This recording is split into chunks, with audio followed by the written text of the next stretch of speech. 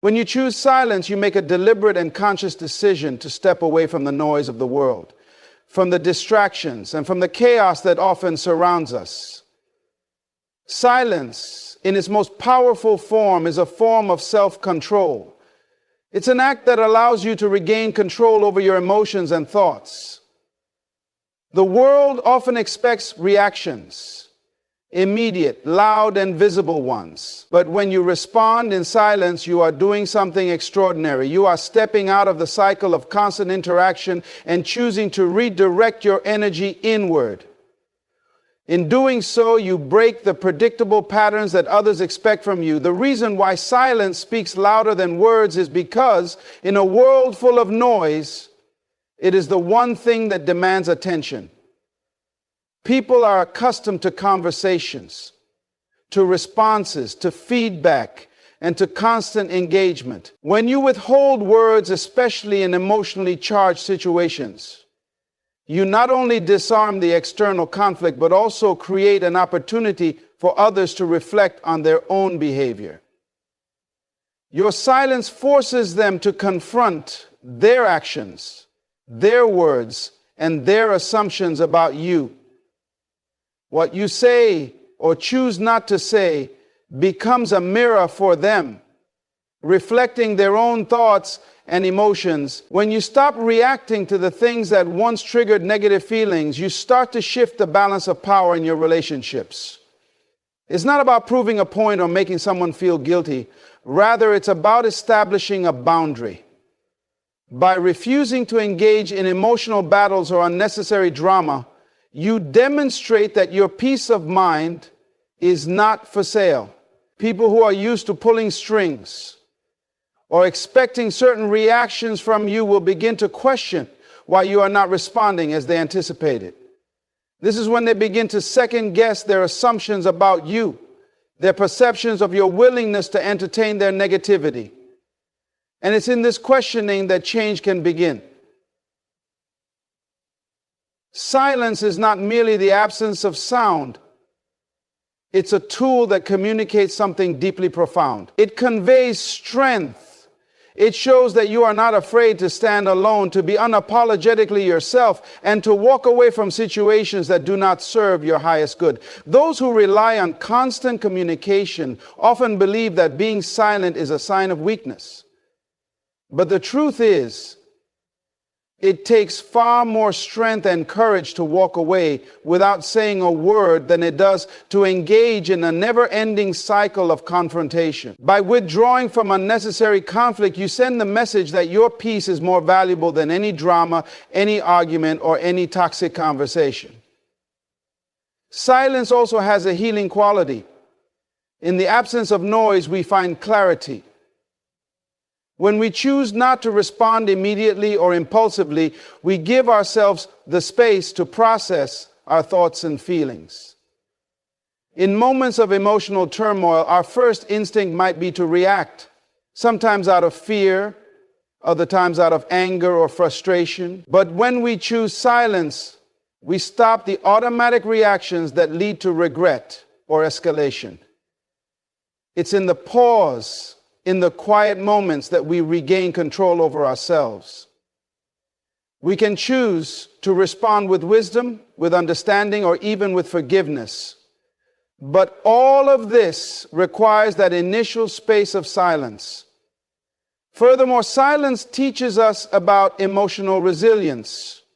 It challenges the instinct to chase validation or to seek approval from others. We often find ourselves caught up in situations where we feel compelled to justify our feelings, explain our actions, or clarify our intentions. But silence teaches us that we do not need anyone else's validation to feel worthy. We do not need to prove ourselves to anyone. By withdrawing from the need to explain ourselves, we release the unnecessary burden of seeking approval. We become more in tune with our own sense of self-worth, which is not dependent on external factors. In relationships, silence can be incredibly transformative. We live in a world where over-explanation and over-communication have become the norm. Yet this constant stream of information often leads to misunderstandings and unnecessary conflict. The act of disappearing without a word challenges this norm. It causes those around you to reconsider the meaning of your absence. And in that absence, they may begin to question their own actions or feelings. They are forced to confront the truth of the situation without the distractions of words. In the quiet, the truth has a way of surfacing, whether it's the truth of their own intentions or the realization that they have taken you for granted. Moreover, silence allows you to rediscover your inner peace. Often we let external circumstances dictate our emotional state, but silence returns control to you. It's a reminder that you are the one in charge of your emotional responses, and that no external force can disrupt your peace unless you allow it. By choosing silence, you signal to yourself that your emotional well-being is not negotiable. You are no longer at the mercy of other people's words, actions, or expectations. You become the gatekeeper of your own emotions, and silence becomes a protective shield that guards your inner peace from the chaos of the outside world. In essence, silence is not about withdrawal and defeat, but about retreating for strength. It is about recognizing that the power to change the course of a situation lies within you. And sometimes the most powerful way to influence change is through the refusal to engage. When you disappear without a word, you invite others to reflect, to question, and to reconsider their approach. What begins as an act of silence can transform into a profound message of strength, self-respect, and emotional mastery. Detachment is not an act of coldness or indifference. It is, in fact, one of the most powerful and liberating choices you can make for yourself.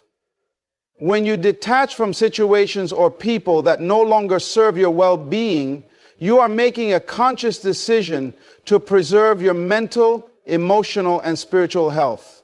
The beauty of detachment is that it allows you to step back from the drama, the negativity, and the emotional weight of relationships or circumstances that may be holding you down. It's about freeing yourself from the ties that bind you to people or situations that drain your energy, leaving you with more space for growth, healing, and positivity. The concept of detachment is often misunderstood. Many people see it as abandoning relationships or cutting off important connections, but this is not the essence of detachment. It's not about severing ties. Rather, it's about disengaging from the unhealthy emotional entanglements that can arise within those connections. Detachment is a form of self-respect. It's the ability to recognize when a relationship, situation, or environment is no longer contributing to your well-being and having the courage to step away from it. This act of distancing yourself from negative influences is an act of self-preservation and emotional intelligence. In our lives, we often get caught in the cycle of pleasing others or feeling responsible for their emotions. We take on burdens that are not our own, and we allow the actions or reactions of others to dictate our emotional state. When you begin to detach, you take a significant step in reclaiming your personal power. Detachment allows you to stop absorbing the negative energy of others. It gives you the clarity to see situations for what they truly are without being clouded by emotions or expectations.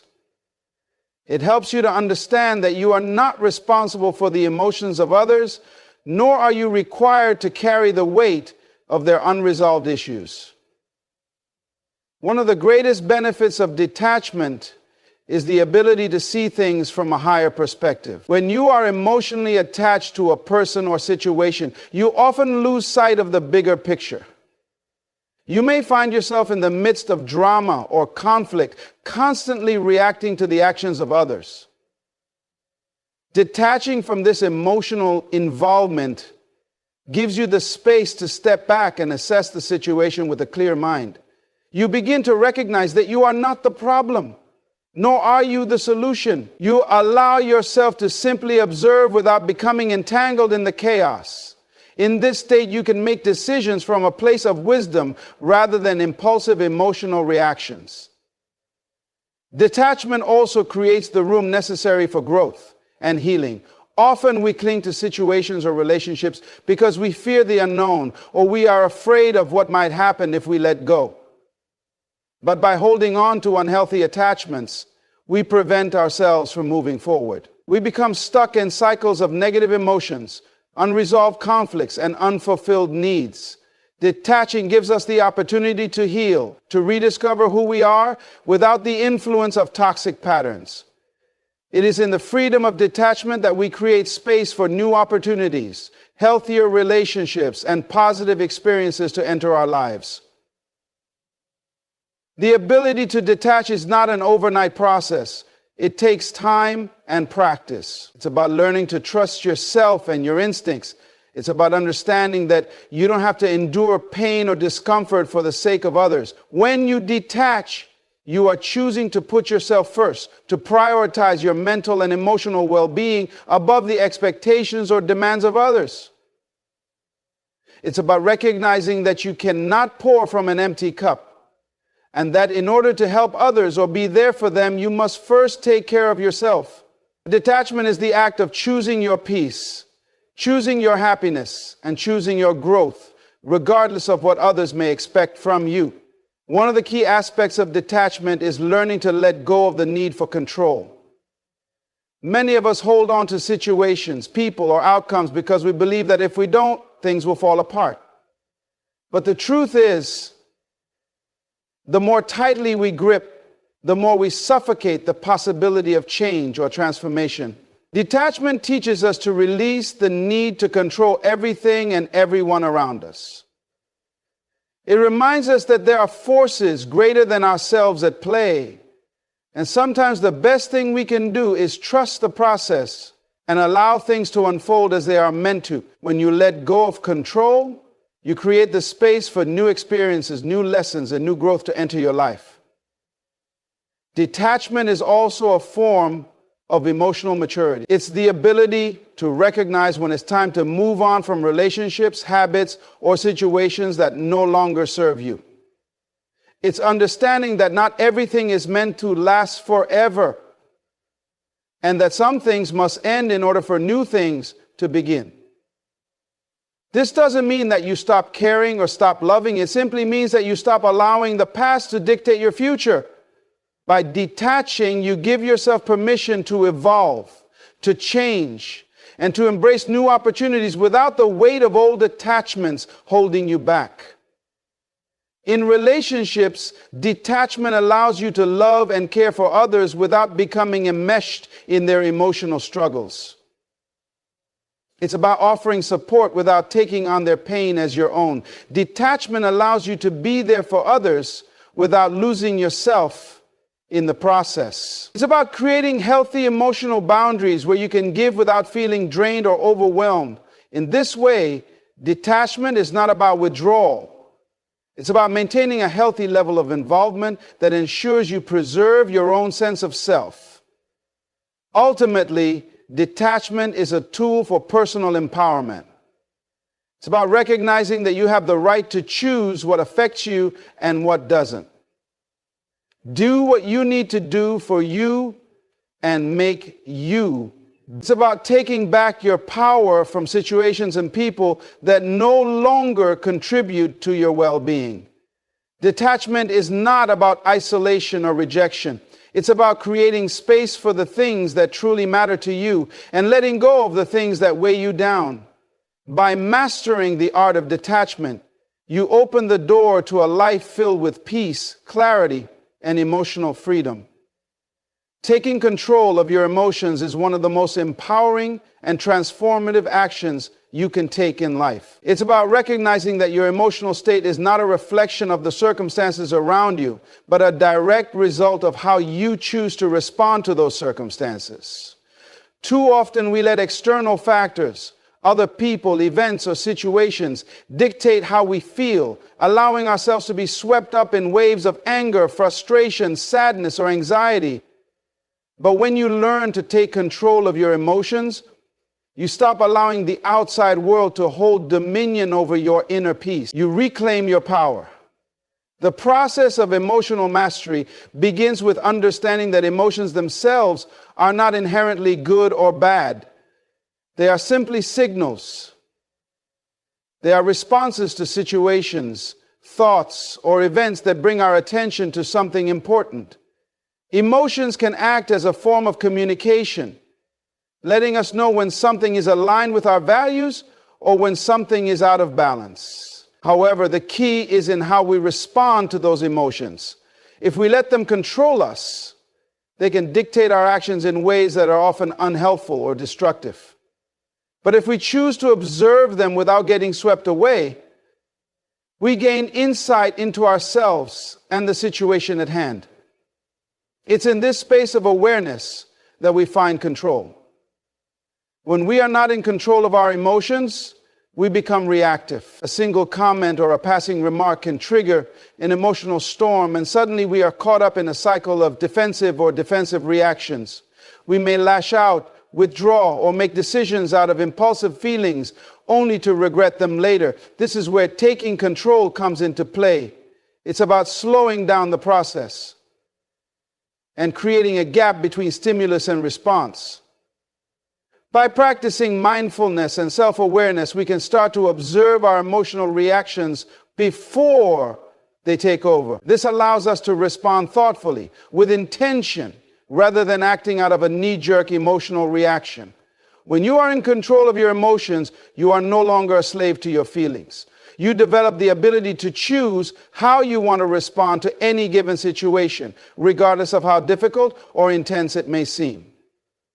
For example, instead of feeling anger rise in response to criticism, you can choose to acknowledge the emotion without letting it drive your actions. Instead of spiraling into fear when faced with uncertainty, you can take a step back and reframe the situation in a way that allows you to move forward with calm and clarity. This shift in perspective allows you to approach challenges with a level-headed, clear mind, enabling you to make decisions that are grounded in logic and rationality rather than driven by temporary emotional states. Taking control of your emotions also requires setting boundaries. Often we let others' emotions and actions affect us more than we should, especially in relationships. We feel responsible for how others feel, and as a result, we might suppress our own needs in order to maintain peace or avoid conflict. But when you take control of your emotions, you understand that you are not responsible for the feelings of others. While you can be compassionate and understanding, you also recognize that you must protect your own emotional well-being. Setting emotional boundaries means knowing when to say no, when to walk away from a toxic situation, and when to prioritize your own mental health over others' demands. This empowers you to engage with the world from a place of strength and self-respect, not out of fear of how others might react. An essential part of emotional control is understanding the concept of emotional triggers. These are the things, events, or people that elicit a strong emotional response in us, often without us realizing it. Emotional triggers can arise from past experiences, unresolved traumas, or deep-seated beliefs about ourselves or the world. When these triggers are activated, they can send us into an emotional tailspin, causing us to react impulsively or irrationally. Taking control of your emotions involves becoming aware of these triggers and learning how to manage them. By identifying what sets us off, we can work through these triggers and begin to disarm their power over us. Over time, this awareness helps us respond to situations from a place of inner peace rather than from a place of emotional reactivity. A key aspect of emotional control is the practice of self-regulation. Self-regulation is the ability to manage and modulate your emotional responses, especially in high stress or challenging situations. It's not about suppressing emotions or pretending they don't exist. Rather, it's about finding healthy ways to express and process them. This can involve practices like deep breathing, journaling, meditation, or simply taking a moment to pause before responding. By practicing self-regulation, you can prevent yourself from being consumed by overwhelming emotions and instead choose to respond in ways that align with your values and goals. Taking control of your emotions also helps you to develop greater resilience in the face of adversity.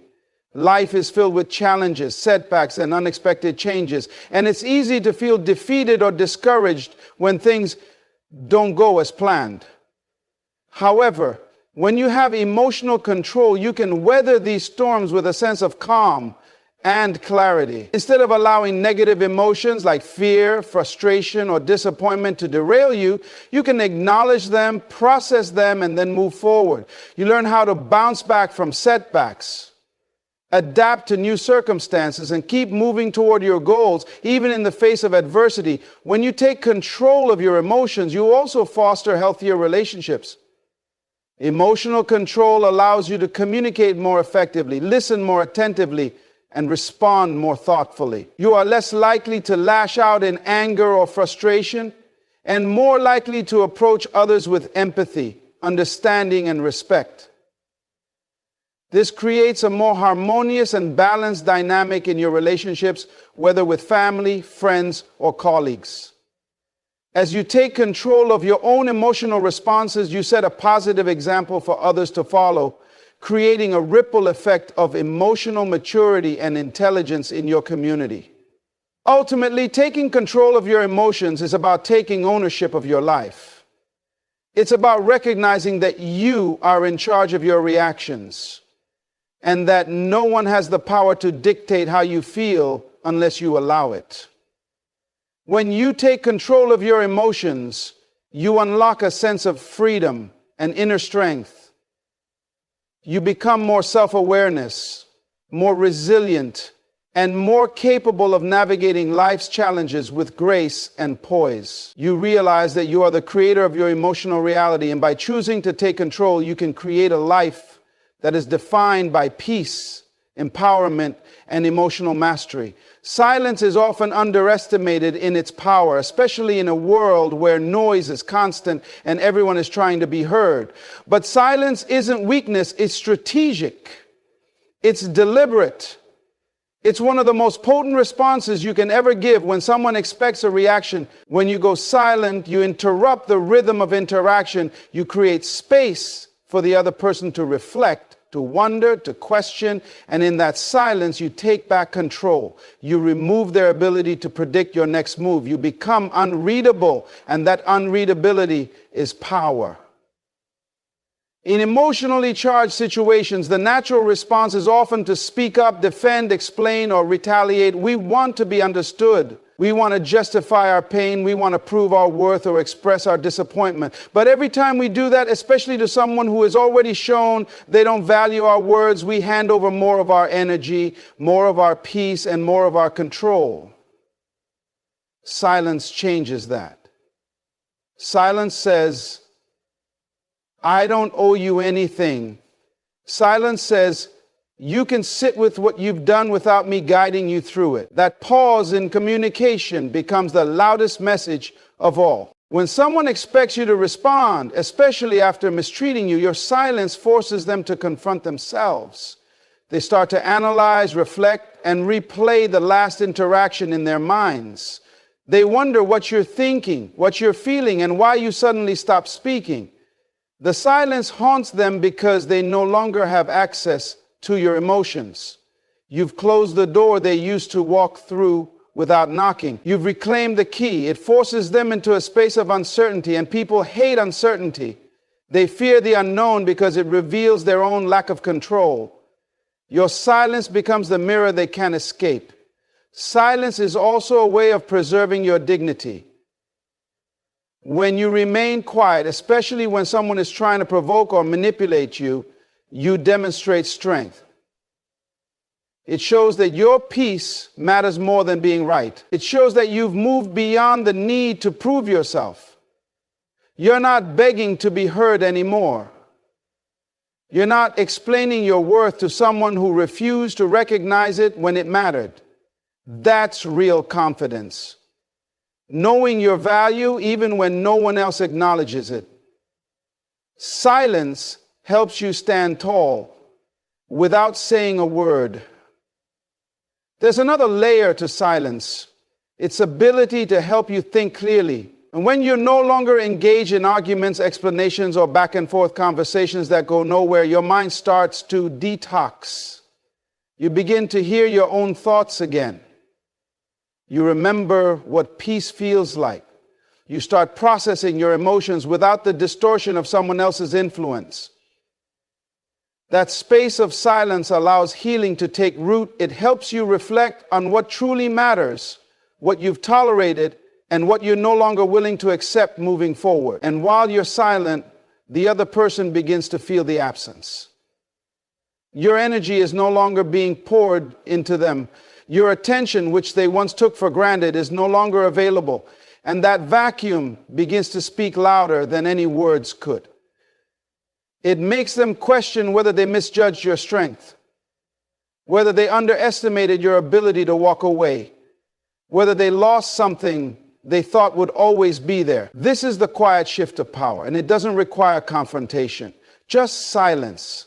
Silence also protects your energy. Not everything deserves your attention, your reaction, or your explanation. The more you engage with people who refuse to listen, the more you drain yourself. Every conversation, every emotional outburst, every back and forth leaves you feeling depleted. But silence is the boundary. It's a line that says, I'm done giving you access to parts of me you didn't respect. You become more selective with your words, your presence, and your energy. And the more selective you become, the more powerful you feel. Some people think silence means you're weak, passive, or avoiding reality. But those are the people who depend on your reaction to feel in control. They need you to speak so they can twist your words. They need you to engage so they can manipulate the outcome. But silence robs them of that power. It's not avoidance. It's mastery. It's the decision to no longer participate in dynamics that do not honor your growth. It's the refusal to keep dancing to the same dysfunctional rhythm. And in that refusal, you elevate. Silence also teaches patience. It reminds you that not everything needs an immediate response. Sometimes the best reaction is no reaction. Let things unfold. Let time reveal the truth. Let your absence create the space for revelation. When you stop talking, you start observing more. You start noticing who reaches out, who falls silent, who shows remorse, and who pretends nothing happened. You learn more in silence than you ever could in conversation. People show their true colors not when you're speaking, but when you stop. In moments when emotions run high, silence gives you the pause you need to remain in control. It creates space for intentionality. You're no longer driven by impulse, but by clarity. You're no longer caught in loops of over-explaining, apologizing, or defending. You realize that your silence can't be misquoted. It can't be twisted or used against you. It's clean, it's powerful, and it's final. Not because you've given up, but because you've risen above the need to fight battles that don't lead anywhere. The ability to remain silent, especially when you have every reason to speak, is not suppression. It's elevation. It's emotional discipline. It's the quiet refusal to let someone else's chaos live rent-free in your mind. Silence becomes your sanctuary. It becomes the place where your soul resets, where your power is renewed, and where you rediscover yourself away from the noise of others' expectations. You don't need to announce your growth. You don't need to justify your absence. The silence does that for you. It becomes your message, your boundary, and your shield. And the ones who took you for granted, they'll hear it loud and clear. One of the most underrated strategies in reclaiming your peace and resetting your emotional balance is shifting the focus back onto yourself. It's so easy to get consumed with thoughts about other people, what they're doing, what they're thinking, why they treated you a certain way, whether they care, if they'll come back, or what their silence really means. That kind of mental noise eats away at your peace. It traps you in cycles of self-doubt, anxiety, and emotional exhaustion. But the moment you stop watching them and start watching yourself, everything begins to change. You see, your healing doesn't start when they apologize. It doesn't start when they acknowledge the hurt they caused. It doesn't even start when they finally understand what they did. It starts the moment you turn inward and decide that you've had enough of leaking energy over someone who doesn't value it. Watching them won't give you closure. Watching yourself will give you clarity. When you stop checking for signs and start checking in with yourself, you begin to take responsibility for your emotional space. That's when you start moving with purpose instead of pain. Focusing on yourself doesn't mean becoming selfish. It means becoming aware of how much you've neglected your own needs in the pursuit of understanding someone else. It means recognizing the ways you've sacrificed your own peace to maintain connections that only drained you. When you stop watching them, you begin to realize how often you abandoned yourself. You start asking different questions. Not why did they do this, but why did I stay? What did I believe about myself that made me tolerate that? These are the questions that lead to transformation. These are the questions that bring you back home to yourself. When you redirect your focus inward, your priorities shift. Instead of overanalyzing text messages or reading into someone's silence, you start paying attention to how you feel. You begin listening to the tension in your body, the ache in your chest, the weight in your mind. You start realizing that those signs were there all along. You were just too busy trying to make sense of someone else to hear yourself. You get in tune with your intuition again. You hear the quiet voice that's been whispering, you deserve better. And this time you actually listen. This shift also allows you to reclaim your energy. Every time you check their social media, stalk their updates, replay old conversations in your head, or fantasize about scenarios that never happened, you're draining your emotional battery. You're giving life to something that already proved it was unworthy of your attention. But when you start watching yourself, you take that energy back. You invest it into things that elevate you, your health, your mindset, your purpose, your vision. Suddenly, the things you used to obsess over seem smaller. Not because they weren't painful, but because you've grown beyond them. And the truth is, people notice when your energy shifts. When you stop chasing, explaining, or reacting, they feel that absence. They notice when you're no longer available for the games. But the difference now is you don't care if they notice. You're not doing it for a reaction. You're doing it for your healing. You're no longer trying to manipulate outcomes or control perceptions. You're focused on building a life that feels good to you, even if no one else understands it. You no longer need their validation to feel whole. Focusing on yourself also helps you reset your standards. When you've been deeply hurt, it's easy to lower your expectations just to feel wanted again. But healing reminds you that your standards were never the problem. Your self-worth was just buried under someone else's mistreatment. As you pour into yourself, you remember who you are. You remember what you bring to the table. You no longer entertain people who offer breadcrumbs while you serve a feast. You stop making excuses for behavior that disrespects your spirit. You don't explain your boundaries, you enforce them. This journey inward isn't always glamorous. It's messy. It's raw. Some days it feels like you're losing everything. Other days it feels like you're finally free.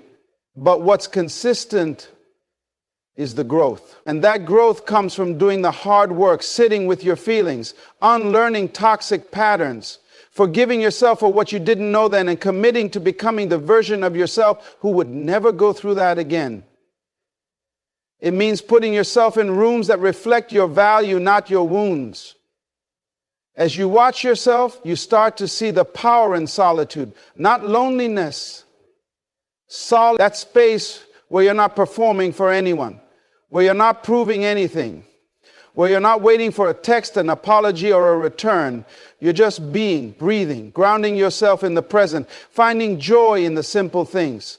You begin to realize how much peace was always available to you. It just required your attention. This kind of focus brings clarity. You begin to identify what triggers your anxiety, what drains your spirit, and what brings you peace. You start building routines that nourish you. You eat better, think clearer, sleep deeper. You attract opportunities that align with your values because you're no longer operating from a place of lack. You're no longer trying to fill a void with people who aren't qualified to see you. You're full now, not because someone poured into you, but because you did the pouring. You became your own source. And when that happens, when you're truly focused on yourself, you stop being accessible to the things that used to break you. You don't need revenge. You don't need to be seen. You don't need to be chosen. You've already chosen yourself.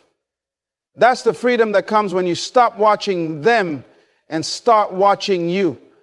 That's the foundation for real emotional strength. And it's the beginning of a life rooted in purpose, peace, and unwavering self-respect. The most transformative thing you can ever do after someone breaks your heart, disrespects your worth, or underestimates your value is to disappear without a word. Not as a tactic, not as revenge, but as a declaration that your peace, your healing, and your evolution are no longer up for discussion. When you leave quietly, without dramatic goodbyes or emotional outbursts, you shatter the expectations they had about you. People expect a scene. They expect closure that revolves around them. They expect you to need them one more time before you walk away. But when you don't give them any of that, when you remove yourself in complete silence, you create a vacuum that forces them to face a truth they weren't prepared for. You've changed. Your silent exit carries more weight than any final conversation ever could. Because it doesn't need to be explained. It speaks for itself. It says, I've seen enough. It says, I'm no longer asking for the bare minimum. It says, I've realized that continuing to speak is only robbing me of the clarity I've been trying to find. And the moment you walk away in silence, you return to yourself. You begin the real process of healing. You no longer waste energy trying to fix someone who doesn't see a problem with their behavior. You stop hoping they'll understand one day because you finally understand that your growth doesn't depend on their awareness. It only depends on your decision to detach.